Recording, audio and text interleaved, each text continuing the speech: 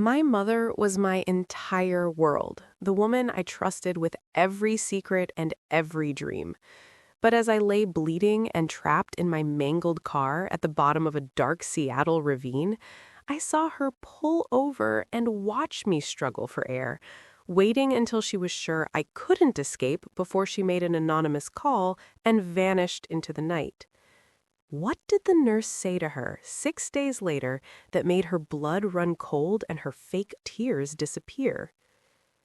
The rain in Seattle never seems to stop, and that night it was a cold, relentless downpour that turned the roads into mirrors of black glass. Before I continue, if this story resonates with you, please take a moment to like and subscribe, but only if you genuinely connect with what I'm about to tell you. Drop a comment and let me know where you're watching from and what time it is where you are.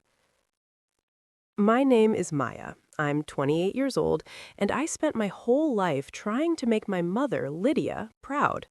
We were the perfect mother-daughter duo.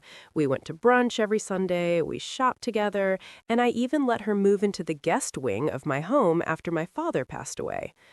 I thought our bond was unbreakable. I thought her constant hovering was love. I didn't realize it was surveillance. It was a Tuesday night, around 11:30 p.m. I was driving my silver sedan home after a long day at the architectural firm. The mountain road was narrow and winding, with a steep drop-off on the right side. As I approached a sharp curve, I felt a strange vibration in the steering wheel. I shifted my foot to the brake pedal to slow down, but the moment I pressed it, my heart stopped. The pedal went all the way to the floor without any resistance. No, no, no, no, I screamed, pumping the brakes frantically. The tires didn't slow down. It accelerated. I pulled the emergency brake, but the tires just skidded on the wet asphalt. The sedan smashed through the wooden guardrail with a sound like a gunshot. The world turned upside down. I felt the violent impact of trees smashing against the metal frame. My head hit the side window, and for a moment, the world was nothing but a flash of white light and the sound of my own screaming. When the car finally came to a rest at the bottom of the ravine, it was a twisted pile of scrap metal wedged between two massive pines. I was hanging upside down, pinned by the steering column. I could smell gas. I could feel warm blood trickling down my face. My vision was swimming, but I looked up through the shattered windshield toward the road above. Headlights appeared. A black SUV, my mother's SUV, came to a slow crawl at the edge of the cliff. The driver's side door opened, and Lydia stepped out. She was wearing her favorite cream-colored designer coat. She didn't scream my name. She didn't run down the embankment. She stood at the edge of the road with her arms crossed, staring down at my wreckage for 5 long minutes. I tried to lift my hand to wave, to show her I was alive, but I was too weak. She waited. She watched the smoke rising from the engine. She was ensuring I was trapped, making sure there was no way I could crawl out on my own. Only when she was satisfied that I was incapacitated did she pull out her phone. She didn't call me. She called 911 anonymously, reported a car off the road, and then she got back in her car and drove away without looking back. I woke up 24 hours later in a sterile hospital room. The light was blinding, and the steady beep, beep, beep of the heart monitor felt like a hammer against my skull. A nurse with a kind, tired face named Clara was adjusting my IV. Where is my mom? I croaked. My throat felt like it was broken glass. Clara hesitated. She looked at her clipboard, then back at me with eyes full of pity. Maya, no one has been here. A woman dropped your purse at the front desk last night, but she didn't leave a name. She told the receptionist she found the bag on the side of the road and was in a hurry to catch a flight. She didn't sign any papers. She didn't even ask which room you were in. A cold, heavy stone settled in my chest. Lydia hadn't just watched me crash. She had abandoned me at the hospital like a piece of lost luggage. Over the next few days, I stayed quiet. I told the doctors I had gaps in my memory. but while the staff thought I was resting, I was using a hospital tablet to investigate. I logged into my private bank account, the trust fund my father had left me to manage. My breath caught in my throat. There were 4 separate attempts to transfer large sums of money to an offshore account. All of them had been made while I was unconscious in the ICU. The realization was a physical blow. My mother wasn't just cold, she was a predator. She had been drowning in debt from her secret trips to the casinos in Vancouver, and she knew the only way to get her hands on the full estate was to remove me as the trustee. My mind flashed back to the day before the accident. Lydia had insisted on taking my car to a discount mechanic her friend owned. She had taken my keys with a smile that I now realized was a mask for murder. She hadn't fixed my brakes, she had cut them. For 6 days, I sat in that bed, gathering my strength and working with my lawyer, Mr. Vance, in secret. I made sure my name was removed from the hospital's public directory. I wanted her to think I was still in a coma or worse. On the 6th day, the quiet of the ward was shattered. I heard the clicking of expensive heels on the tile floor and a sudden, loud burst of sobbing. "My daughter! Where is my Maya?" Lydia's voice echoed through the hallway. She was putting on a world-class performance. She stormed up to the nursing station, slamming her hands on the counter. "I just got back from my business trip and saw the news. Why didn't anyone call me? I am her mother. I demand to see her right now." She was wearing a black silk dress, dabbing at her eyes with a lace handkerchief. She looked like the picture of a grieving, desperate parent. She wanted everyone in that lobby to see her pain, so she could later claim she was too distraught to notice the accidental transfer of funds. Nurse Clara, who knew exactly what Lydia had done, didn't move an inch. She didn't offer a tissue. She looked at Lydia with a gaze so cold it could have frozen the Pacific. "Ma'am," Clara said, her voice loud and clear so the other visitors could hear, "we know exactly who you are, and the patient has been waiting for you." Lydia's sobbing stopped instantly. She blinked, her face turning a pale, sickly green. "What do you mean?" she stammered. The nurse leaned over the counter and delivered the sentence that shattered Lydia's world. She said the dash cam in her car recorded your SUV at the top of the cliff for 5 minutes before you drove away, Lydia, and the police are waiting in her room. The arrogant, grieving mask on my mother's face didn't just slip, it shattered. She stood frozen in absolute terror, realizing that the daughter she had left to die in a ditch was the one who had just set the trap for her downfall. The heavy silence that followed the nurse's words in the hospital lobby was the most satisfying sound I had ever heard. Through the small crack in my hospital room door, I watched my mother, Lydia, physically shrink. Her designer coat, which usually made her look powerful and elite, now looked like a costume that didn't fit. She didn't say another word. She didn't try to push past the nurse to see me. Instead, she turned on her heel and practically ran toward the elevators, her high heels clicking a frantic, desperate rhythm on the floor. She was terrified. And she should have been. But I knew I couldn't stay in that hospital bed any longer. If Lydia was desperate enough to cut my brake lines, she was desperate enough to come back when the hallways were quiet and finishing what she started. I called Mr. Vance, my father's most trusted attorney and a man who treated me like his own daughter. Within an hour, he had facilitated a private discharge. He didn't ask questions when I told him I didn't feel safe. He just showed up in a car with tinted windows and whisked me away to the only place I knew I would be hidden, my best friend Jade's apartment. Jade's place was a cozy sanctuary in the Queen Anne neighborhood, overlooking the gray waters of the Puget Sound. It smelled like vanilla candles and old books, a sharp contrast to the sterile, bleach-heavy scent of the hospital. Jade didn't care that I looked like a ghost or that my head was wrapped in gauze. She just handed me a cup of hot herbal tea and sat me down on her plush velvet sofa. "How long are we staying underground, Maya?" Jade asked, her voice trembling with a mix of anger and worry. "Until she digs her own grave," I replied. My voice was cold, even to my own ears. She thinks I'm a broken little girl. She thinks the accident scrambled my brain. I'm going to let her keep thinking that while I watch her every move. I opened my laptop and connected to the hidden security network I had installed in my family home months ago. I had hidden tiny pinhole cameras in the crown molding of the living room and the home office because I had noticed jewelry and small pieces of art going missing. I originally thought we had a dishonest housekeeper. I never dreamed the thief was the woman who gave birth to me. The screen flickered to life, showing the interior of our grand foyer. The front door slammed open, and Lydia burst inside. She wasn't crying anymore. She was pacing the floor like a caged tiger, her face twisted in a snarl. She threw her expensive bag against the wall and started screaming at nothing, a raw, ugly sound of pure rage. She marched straight to the home office, my father's old sanctuary.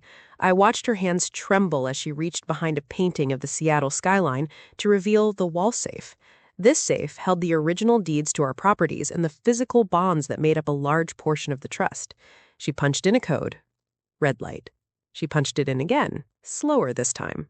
Red light. I felt a grim smile touch my lips. She didn't know that the night before my accident, I had changed the master code. My intuition had been screaming that something was wrong with her behavior, and for once, I had listened to it. Lydia let out a shriek of frustration and kicked the heavy metal safe. She grabbed her phone and dialed a number, putting it on speaker. The audio on my hidden camera was crystal clear. "I need more time," Lydia shouted. The voice on the other end was deep, gravelly, and sounded dangerous. "You've had 3 weeks, Lydia.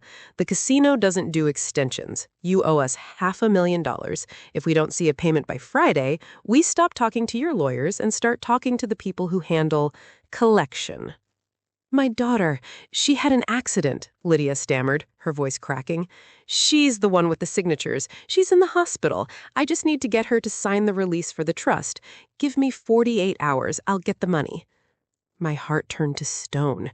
She hadn't just tried to kill me for a better lifestyle. She had sold my life to pay off a gambling debt to some of the most dangerous people in the Pacific Northwest.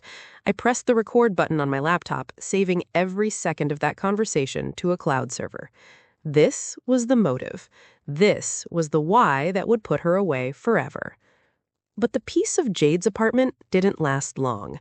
The next morning, the sharp, aggressive ring of the doorbell shattered the silence. Jade looked at the video doorbell on her phone and turned pale.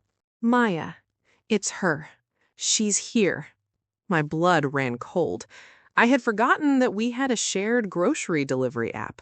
I had ordered a bottle of juice the night before, and the app must have updated my location to Jade's address on our shared family account. It was a stupid, rookie mistake, and it had brought the monster to my door. Before Jade could even reach for the handle, the door was hammered with a fist. "Maya, I know you're in there. Open this door right now." Lydia's voice was no longer sweet or grieving. It was the voice of a creditor coming to collect. Jade looked at me, her eyes wide with fear. I gave her a small nod. "Let her in, Jade. It's time we had a talk." The moment the door opened, Lydia pushed her way inside. She didn't look at Jade. She marched straight into the living room, her eyes locking onto me. I was sitting on the sofa, the bandages still wrapped around my head, looking every bit the victim she expected. "You ungrateful, selfish girl," Lydia screamed. She didn't ask how I was. She didn't ask about the pain. She waved a stack of papers in my face. "I have been through hell this week. I've been trying to protect this family, and you're hiding out here with your little friend, telling lies to the hospital staff? Do you have any idea the scandal you're causing?" I looked at her, and for the first time in my life, I didn't feel the need to apologize. I didn't feel the need to make her happy. I felt nothing but disgust. "A scandal, Mom?" I asked quietly. "Is that what you're worried about? Not the fact that my car is at the bottom of a ravine, not the fact that I almost died." "You're fine. Look at you," she snapped. throwing the papers onto the coffee table. "You're exaggerating. You probably just took a curve too fast because you were tired. Now, sign these. It's a power of attorney. I need to move the funds to a high-yield account to protect them from the market crash. If you don't sign them now, I'll have to tell the court you're mentally unstable from the concussion. You'll lose everything." She leaned over me, her shadow falling across my face. She looked like a stranger. Her greed had completely consumed whatever motherly love she once had. She reached into her bag and pulled out a pen, clicking it with a sharp, aggressive sound. "Sign it, Maya. Don't make me do something we'll both regret." I didn't reach for the pen. Instead, I reached into the folder Jade had punted for me an hour ago. I pulled out the bank statements showing the 4 unauthorized transfer attempts. I also pulled out a printed screenshot of the dashcam footage, a grainy but clear image of her black SUV idling at the top of the cliff while I was trapped below. I tossed the papers onto the table, covering her legal documents. "I'm not signing your papers, Lydia," I said, "but I think you might want to look at mine, because these are the papers that the police are going to use to explain why you're going to spend the rest of your life in a cell." The color drained from her face so fast I thought she might faint. She looked at the image of her car at the ravine. Her hand started to shake, and the pen dropped from her fingers, rolling across the hardwood floor. "Maya, I, I can explain," she whispered. "No," I said, standing up slowly. "You've said enough. Get out of this house. If I see you again before the trial, I won't wait for the police. I'll make sure the people you owe that $500,000 to know exactly where you're hiding." Lydia backed away from me as if I was the one holding a weapon. She realized in that moment that she hadn't just failed to kill me, she had accidentally created her own worst enemy. She grabbed her bag and fled the apartment, stumbling as she ran down the hall. As the door slammed shut, I sank back onto the sofa. The war was far from over. I knew Lydia wouldn't go down without a fight. She still had one weapon left, my reputation. And by that evening, she would use the internet to turn the entire city of Seattle against me. The silence of the following evening was broken not by a knock, but by a chime. My phone, which I had finally replaced with a cheap burner, began to vibrate on the coffee table. Jade and I were sitting in the kitchen, trying to figure out our next legal move, when the first notification popped up. It was a link to a live stream. I tapped the screen and my heart plummeted. There was Lydia. She was sitting in our grand living room, the one with the floor-to-ceiling windows overlooking the Seattle skyline. She had changed into a simple, dark sweater that made her look small and fragile. Her makeup was expertly done to look like she hadn't slept in weeks, with faint dark circles under her eyes. She was holding a crumpled tissue and looking directly into the camera lens with an expression of pure, heartbreaking sorrow. "I never thought I would have to do this publicly," Lydia sobbed, her voice trembling perfectly. "But I am a mother in pain. My daughter, Maya, survived a horrific accident last week, but the trauma, it has broken her mind. She's become paranoid. She's hiding from the people who love her, listening to friends who only want to isolate her from her family." The comment section was moving so fast I could barely read it. Poor woman. I can't imagine the heartbreak. Mental health is so important. That daughter needs to be committed. I know Maya from the firm. She always seemed high-strung. This is tragic. Lydia leaned closer to the camera, her voice dropping to a whisper. "She's accusing me of the most horrible things because she's confused. She's delusional. I'm just trying to protect our family's legacy before she throws it all away in a fit of mania. Please, if anyone sees her, tell her I love her. Tell her to come home so we can get her the professional help she needs." I turned the phone off and slammed it face down on the counter. The air in the room felt thin. She wasn't just trying to steal the money anymore. She was trying to steal my sanity. By painting me as a delusional victim of a brain injury, she was building a public case to have me declared incompetent. If she won in the court of public opinion, the legal battle would be 10 times harder. The professional fallout started within the hour. My business phone, which Mr. Vance had recovered from the crash site, began to blow up.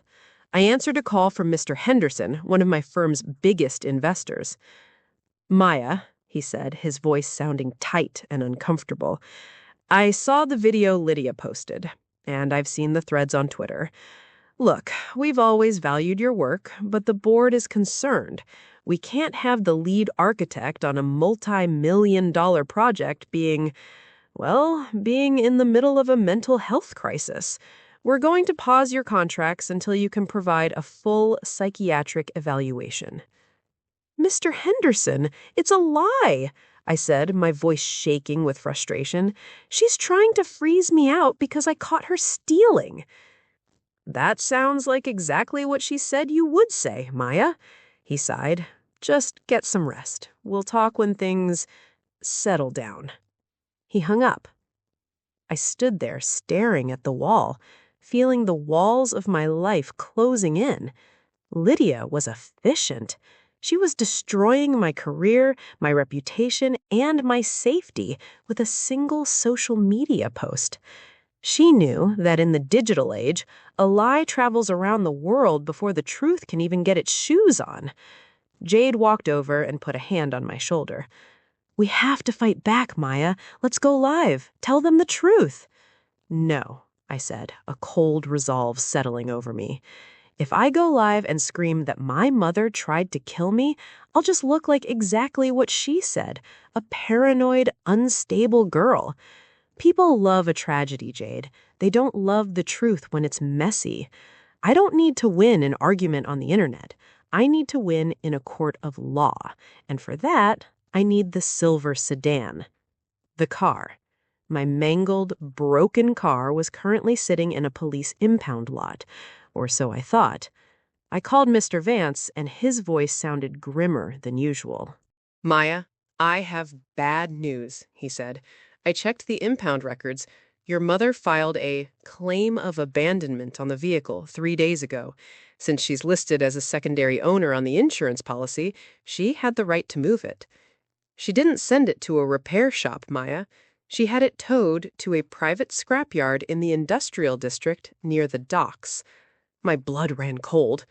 "She's going to crush it." "She's going to erase the evidence," Mr. Vance confirmed. "I've tracked the tow truck to a place called Miller's Scrapyard. They run their industrial crusher at midnight on Wednesdays to clear out the week's inventory. That's tonight, Maya. In 2 hours." We didn't waste a second. Jade grabbed her car keys and we flew out of the apartment. The Seattle rain was turning into a sleet storm, making the drive toward the docks a terrifying blur of gray and white. My head was throbbing, the concussion making the bright streetlights look like exploding stars, but I couldn't stop. The industrial district. "Maya, I have bad news," he said. "I checked the impound records. Your mother filed a claim of abandonment on the vehicle 3 days ago. Since she's listed as a secondary owner on the insurance policy, she had the right to move it. She didn't send it to a repair shop, Maya. She had it towed to a private scrapyard in the industrial district near the docks." My blood ran cold. "She's going to crush it." "She's going to erase the evidence," Mr. Vance confirmed. "I've tracked the tow truck to a place called Miller's Scrapyard. They run their industrial crusher at midnight on Wednesdays to clear out the week's inventory. That's tonight, Maya. In 2 hours." We didn't waste a second. Jade grabbed her car keys and we flew out of the apartment. The Seattle rain was turning into a sleet storm, making the drive toward the docks a terrifying blur of gray and white. My head was throbbing, the concussion making the bright streetlights look like exploding stars, but I couldn't stop. The industrial district was a wasteland of rusted shipping containers and dark warehouses. Miller's scrapyard was a fortress of chain-link fence topped with razor wire. We parked a block away and met Mr. Vance, who was waiting in the shadows with a high-powered flashlight and a digital camera. "The gate is locked," Vance whispered. "But there's a gap near the back where the trucks enter. We have to be fast. The night watchman is on his rounds." We scrambled through the mud and slipped through the fence. The yard was a maze of crushed metal, smelling of old oil and wet iron. The sound of a heavy engine roared to life in the distance. The crusher was warming up. "There!" Jade pointed. My car was sitting at the very edge of the conveyor belt. It looked like a discarded toy. We ran toward it, slipping on the oily ground. I fell to my knees beside the front driver's side wheel well. My hands were shaking so hard I could barely hold the flashlight. "Check the brake lines, Mr. Vance," I hissed. He leaned in, his suit getting covered in grease as he shined the light onto the undercarriage. He pulled out a pair of magnifying glasses and went silent for a long, agonizing minute. The roar of the crusher was getting louder, the conveyor belt beneath the car beginning to vibrate. "My God!" Vance whispered. He moved the light, showing me what he had found. The rubber brake hose didn't have a jagged tear from the crash. It didn't have a burst from pressure. It had a clean, surgical, diagonal slice that went halfway through the material. It was designed to hold just enough pressure for a few miles of city driving until I hit a hill and really needed to stop. "It's a deliberate cut," Vance said, his voice hard as steel. This wasn't an accident. This was an execution. He began taking high-resolution photos, the flash of his camera illuminating the evidence over and over. "I'm taking the whole assembly, Maya. We have the smoking gun. Your mother didn't just abandon you. She tried to bury you." Just as he pulled the severed line free, a bright spotlight hit us from above. "Hey, who's there?" a voice shouted from the guard tower. "Go! Get to the car!" Vance yelled, shoving the evidence into his bag. We sprinted through the maze of metal as the guard's flashlight danced over the scrap heaps. We dove through the fence just as the crusher let out a sickening groan, the sound of my silver sedan being flattened into a cube of useless metal echoing behind us. Lydia had crushed the car, but she was too late. We had the truth, and tomorrow I was going to give it to her in person. The following Saturday, the city of Seattle was hosting the annual Emerald City Business Gala. It was the biggest event of the year, held in the grand ballroom of the Sterile Hotel. This was where the elite gathered to shake hands, sign multi-million-dollar deals, and flaunt their success. It was also the place where my father had been a legend. I stood in front of the mirror in Jade's guest room, staring at my reflection. I didn't look like the girl who had been left to die in a ravine. I wore a deep navy silk gown that covered the bruises on my arms, and I had styled my hair to hide the bandage on my temple. My face was pale, but my eyes were sharp. I wasn't just going to a party, I was going to a battlefield. "Are you sure you're ready for this, Maya?" Jade asked, leaning against the doorframe. "The doctor said you still need rest." "I'll rest when Lydia is behind bars," I said, applying a layer of dark lipstick. "She's at that hotel right now, telling everyone I'm a broken, mentally unstable girl. She's trying to secure an emergency loan for my father's old partners. If she gets that money, she'll disappear before the police can process the evidence from the scrapyard. I have to stop her tonight." Jade drove me to the hotel. The rain was still falling, a light drizzle that made the red carpet look like it was covered in diamonds. I waited in the shadows of the lobby until I saw Mr. Vance arrive. He was carrying a briefcase that contained the forensic report on the brake lines and the recordings of Lydia's desperate phone calls to the casino debt collectors. "She's in the main ballroom," Mr. Vance whispered, checking his watch. "She's been cornering Mr. Sterling for the last 20 minutes. He was your father's closest business associate. If she convinces him to sign off on a bridge loan, she'll have access to $5 million by Monday morning." I took a deep breath, feeling the phantom pain of the crash ripple through my chest. Let's go. We entered the ballroom through the side service door. The room was a sea of black tuxedos and shimmering gowns. The smell of expensive perfume and aged bourbon filled the air, and the sound of a live string quartet played softly in the background. It was a world of polite people, but I knew that beneath the surface, they were all sharks. I spotted Lydia immediately. She was wearing a crimson dress that screamed for attention. She looked beautiful, poised, and absolutely tragic. She was holding a champagne glass in one hand and dabbing her eyes with a silk handkerchief in the other. She was surrounded by a small group of wealthy men, including Mr. Sterling. "It's just so hard," I heard her voice carry across the room as we moved closer, hidden by the heavy velvet curtains. Maya was always such a bright girl, but the accident, the doctors say the brain damage is extensive. She doesn't recognize me half the time. She thinks I'm an intruder. I'm just trying to keep the firm afloat until we can find a permanent facility for her." Mr. Sterling looked down at his shoes, his face full of concern. "I'm so sorry, Lydia. Arthur would be heartbroken to see his daughter like this. If you need the bridge loan to cover the medical costs and the firm's overhead, I'm sure we can expedite the paperwork." "You are a savior, Thomas," Lydia whispered, leaning in as if she were about to cry on his shoulder. "I don't know what I would do without the support of my husband's true friends." She reached into her small clutch and pulled out a document. She was handed a pen. This was it. She was seconds away from stealing my father's entire legacy to pay off her gambling debts to criminals. I stepped out from behind the curtain.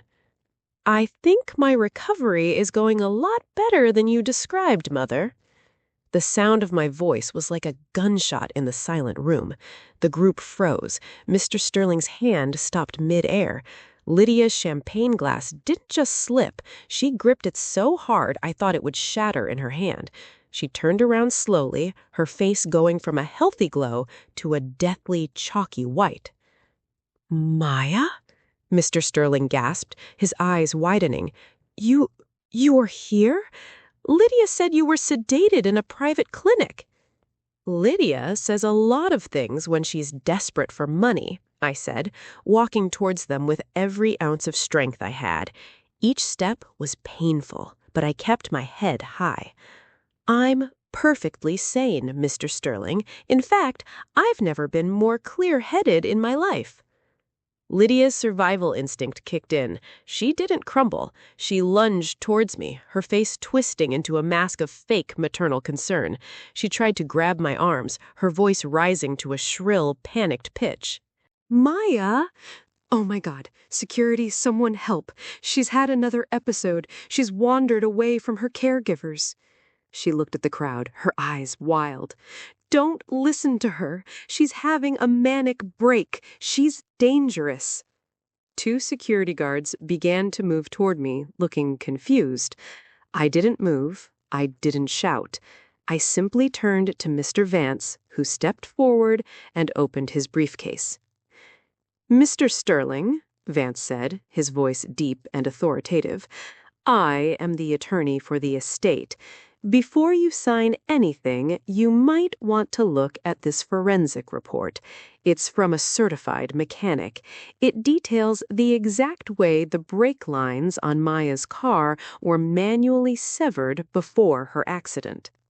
A murmur of shock rippled through the crowd. People began to lean in, their curiosity outweighing their politeness. Lydia's hand began to shake so violently that champagne spilled onto her crimson dress, looking like a splash of blood. "That's a lie!" Lydia screamed. "She's making this up. She's trying to ruin me." "I also have a recording," I added, stepping closer to her until we were inches apart. "I have a recording of your phone call to the Vancouver creditors. You told them you would have my signature or my death by the end of the week. Which one were you hoping for tonight, Mom?" Lydia looked around the room. She looked at Mr. Sterling, who was now backing away from her as if she were a poisonous snake. She looked at the investors, the socialites, and the photographers. Every single one of them was staring at her with pure horror. Her reputation, the thing she valued most in the world, was disintegrating in real time. "You ungrateful little brat," Lydia hissed, her voice dropping to a low, venomous whisper that only I could hear. "I gave you everything. I deserved that money." "I deserved a daughter," I replied, "but you chose a bank account instead." Mr. Sterling took the bridge loan papers and tore them in half right in front of her face.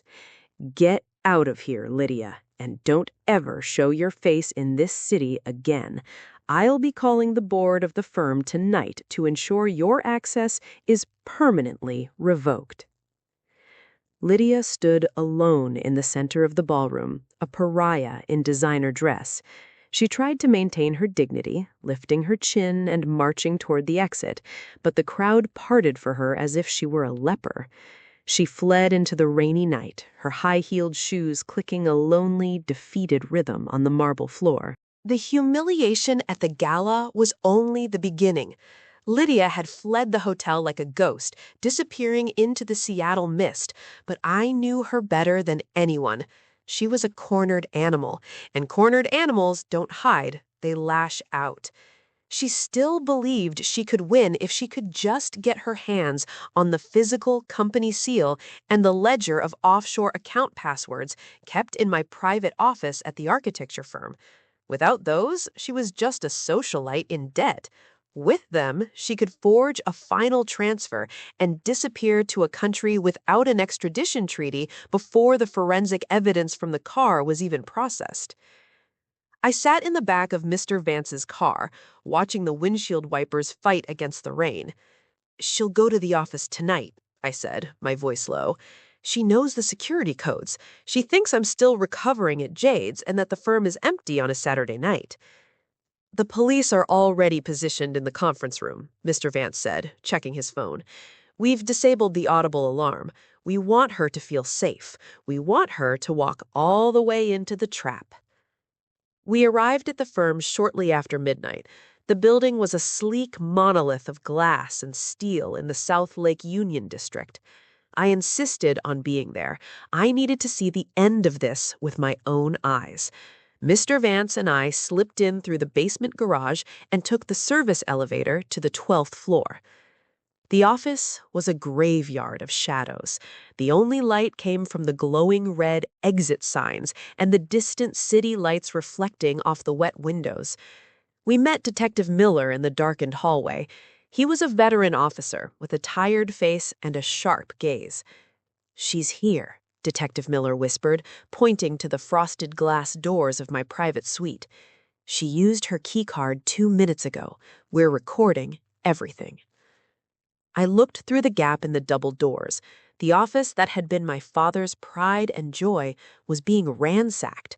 Lydia was there, her crimson gala dress now rumpled and stained with rain.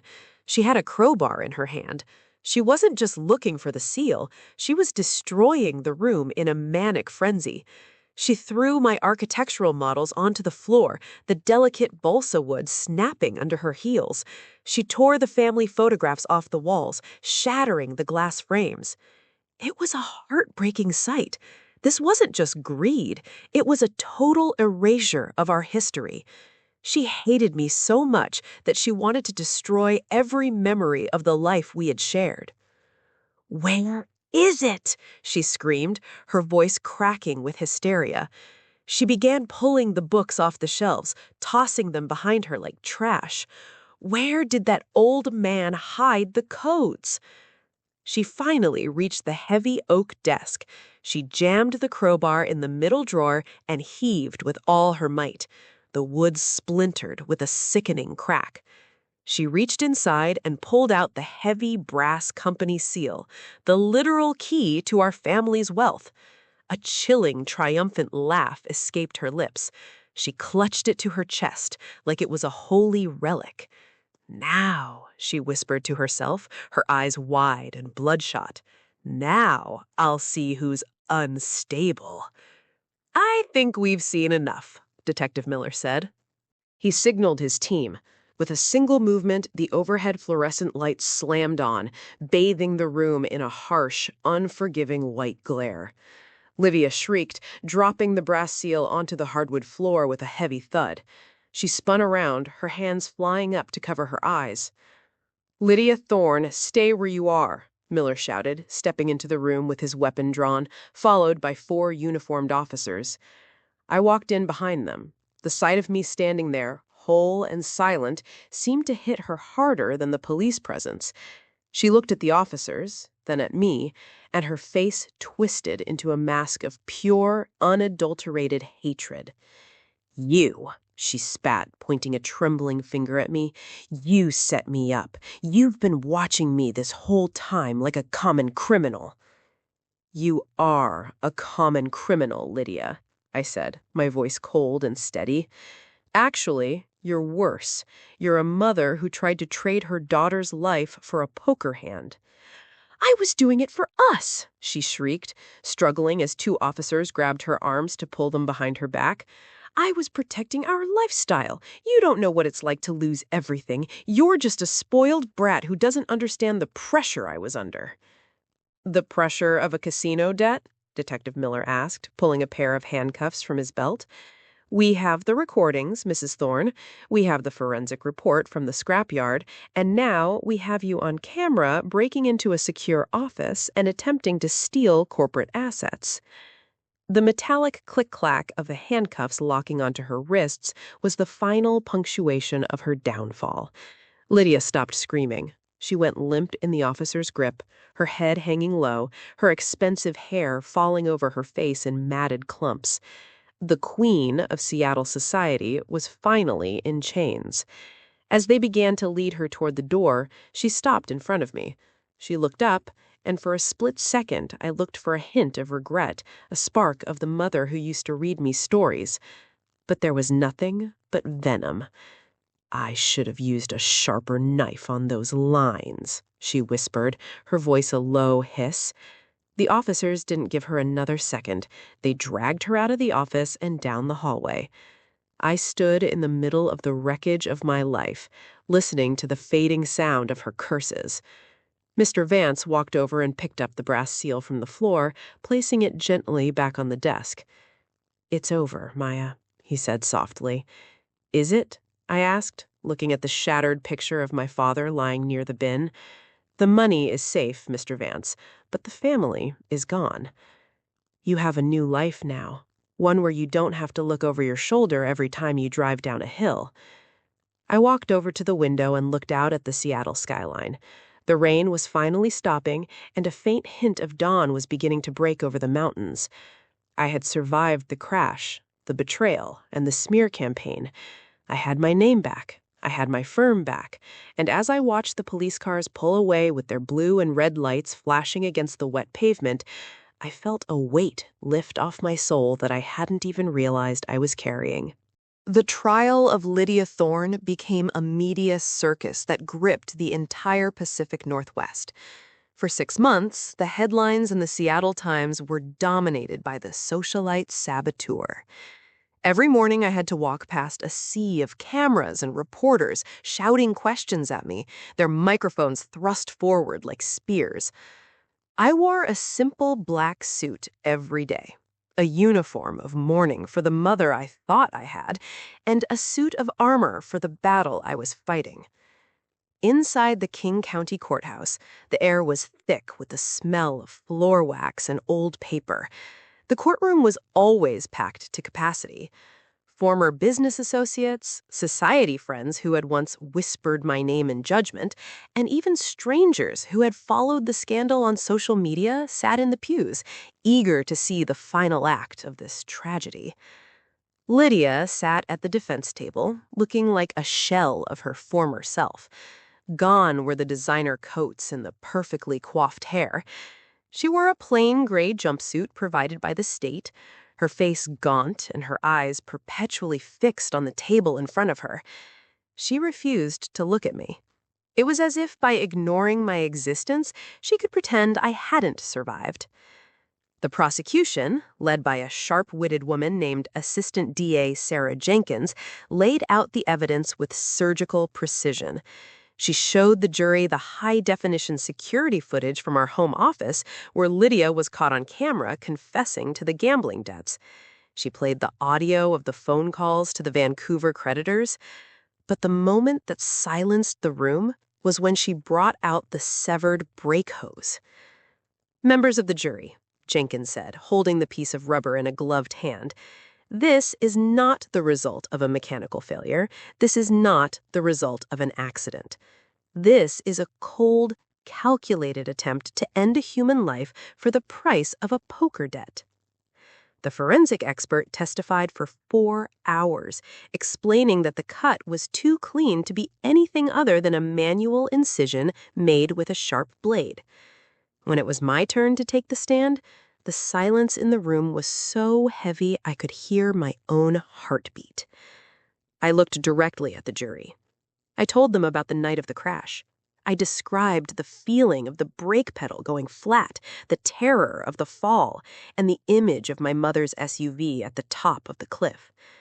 I told them how she watched me for 5 minutes, the longest 5 minutes of my life, before she decided to leave me for dead.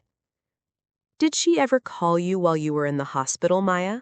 Jenkins asked softly. "No," I replied, my voice steady. "She didn't call. She didn't visit.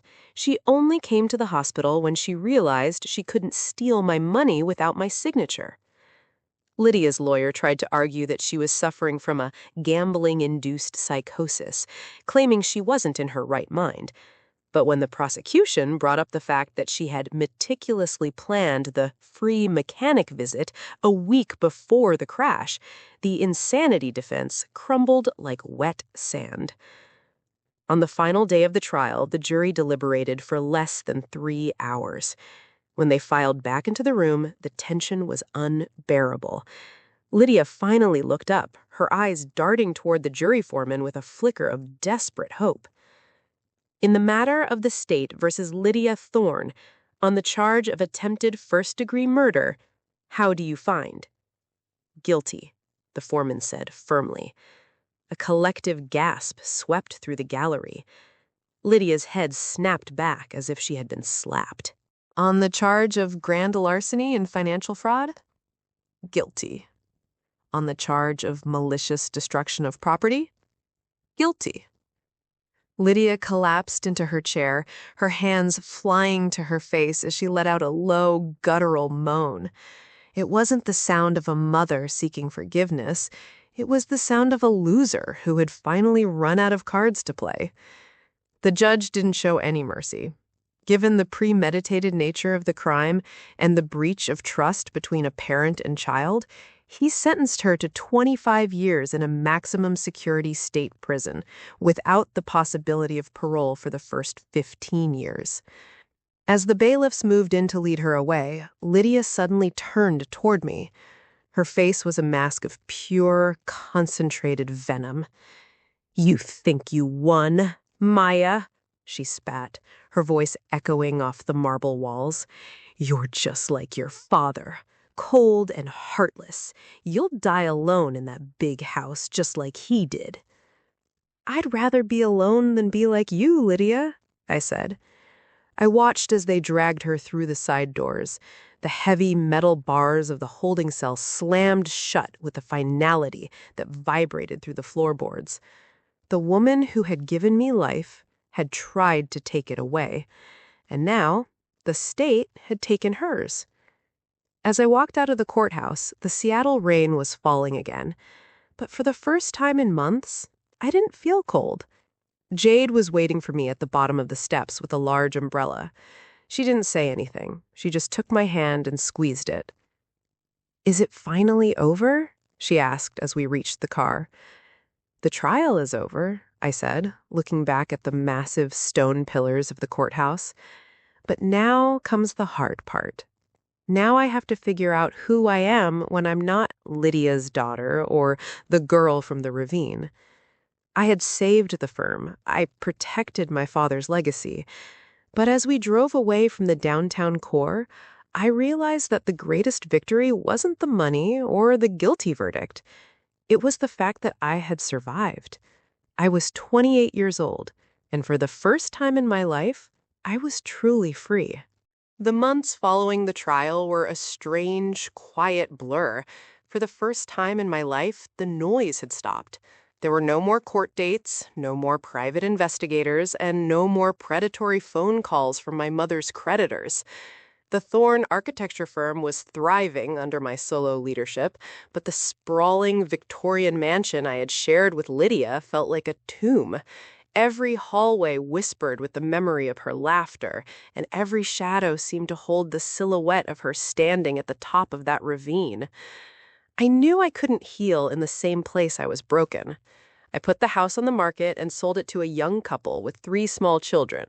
I wanted the walls to be filled with the sounds of a family that actually loved one another, not a family built on the hollow foundations of status and greed. I moved into a modern, sun-drenched loft in the Ballard district overlooking the locks. It was a space that belonged only to me. No ghosts, no designer coats in the closet, and no hidden cameras in the crown molding. Just me, my sketches, and the open sky. One Tuesday morning, exactly 1 year after the accident, a plain white envelope arrived in my new mailbox. There was no return address, only the blue stamp of the Washington State Correctional Facility. I sat at my kitchen island, the steam from my coffee rising in a thin curl, and stared at the familiar, loopy handwriting of my mother. My heart didn't race, my hands didn't shake. I felt a profound sense of detachment. Part of me wondered if she was writing to finally offer the apology I had once craved. Maybe she had found God in a cell, or maybe the isolation had finally forced her to face the monster in the mirror. But as I held the envelope over the trash can, I realized it didn't matter. An apology wouldn't fix the brake lines. It wouldn't erase the 5 minutes she spent watching me die. If the letter contained a confession, it was too late to be useful. If it contained more venom, I didn't need to hear it. Her words were the currency she had used to manipulate me for 28 years, and I was finally closing my bank account. I walked over to the small fireplace in the corner of the loft. I didn't open the envelope. I simply dropped it into the flickering orange flames. I watched as the paper curled, the edges turning black before the fire consumed her handwriting entirely. As the last of the ash vanished up the chimney, I felt the final thread of our connection snap. I wasn't her victim anymore. I wasn't even her daughter. I was just Maya, and that was enough. Later that day, I drove out to the cemetery. It was a crisp, clear autumn morning, the kind where the air smells like fallen leaves and wood smoke. I walked through the quiet rows of headstones until I reached my father's grave. I placed a bouquet of white lilies, his favorite, against the cold granite. "I saved it, Dad," I whispered, leaning my forehead against the stone. "The firm is safe, your name is clean, and I'm okay. I'm really okay." I sat there for a long time, listening to the wind rustle through the trees. I thought about the thousands of people who had watched Lydia's smear campaign video. I thought about the investors who had nearly turned their backs on me. But mostly, I thought about the girl in the silver sedan. She had been so desperate for her mother's approval that she had almost let it kill her. I stood up and dusted the grass off my coat. My journey had taught me a brutal, necessary lesson. Family isn't about DNA. It isn't about whose blood runs through your veins or whose name is on your birth certificate. Real family is about the people who stand at the top of the ravine and climb down to save you, not the ones who watch you fall. Before I left, I checked my phone. I had a message from Jade. "Dinner at 7? I'm making that pasta you love." I smiled. That was my family. The friend who sat in the hospital when no one else would. The lawyer who treated me like a daughter. The colleagues who believed in my vision when the world called me unstable. As I drove back toward the city, I didn't look at the ravine when I passed it. I didn't check my rearview mirror for black SUVs. I looked straight ahead at the skyline, at the future I had fought so hard to keep. Lydia Thorne was a ghost in a gray jumpsuit, a memory fading into the mist. But I was the one who had survived the crash, and I was the one who got to decide how the story ended. Maya's story is a chilling reminder that sometimes the people we love the most are the ones we need to fear the most. Greed is a poison that can turn a mother into a predator and a home into a trap. But Maya's resilience proves that even when you are abandoned in your darkest hour, you have the power to light your own way out. So I have a question for you. If you were in Maya's shoes, would you have opened that final letter from prison, or would you have burned it just like she did? Let us know your thoughts in the comments below. If you found this story powerful, don't forget to hit that subscribe button and ring the bell so you never miss our next deep dive into justice and revenge. Thank you for watching, and remember, your destiny belongs to you and no one else.